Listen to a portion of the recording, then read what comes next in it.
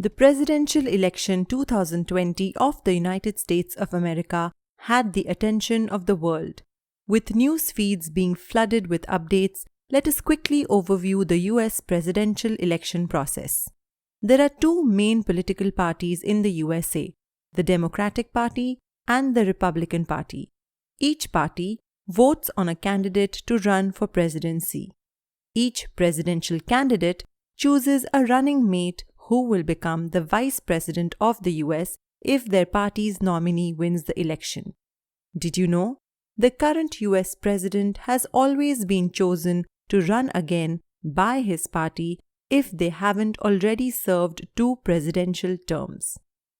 Each state in the USA has a set number of electoral votes based on the population of the state. This system is known as the Electoral College.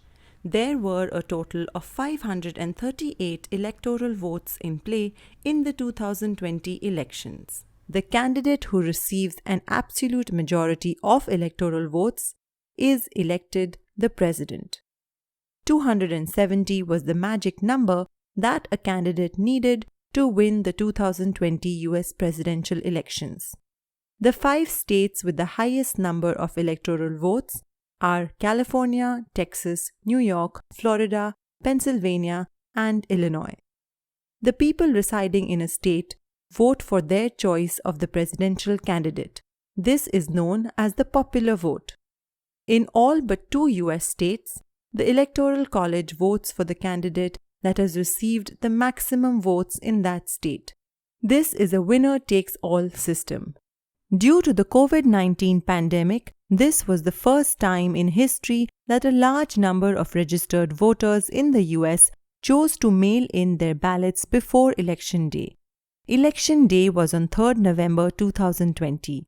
These mail-in ballots are counted Election Day onwards.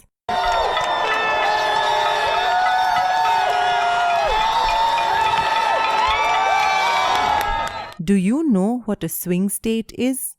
Swing states are also called battleground states. These are states that have voted differently over the past presidential elections, which means each time around, the party that wins these states depends on how voters vote during that specific election. Florida, Ohio, and Pennsylvania have usually been swing states. During each presidential electoral process, swing states are predicted by analyzing voter data and sentiments. In 2020, a couple of additional states were marked as battleground states. These included Arizona, North Carolina, and Georgia. In several swing states, late ballots were still counted as long as they were postmarked by Election Day and received by 6th November, according to state law. There are a few states that regularly lean towards one political party.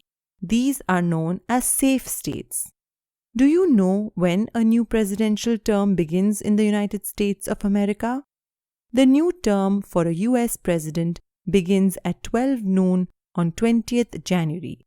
This day is known as Inaugural Day. It is interesting to know that a person can serve a maximum of 2 terms as the President of the United States.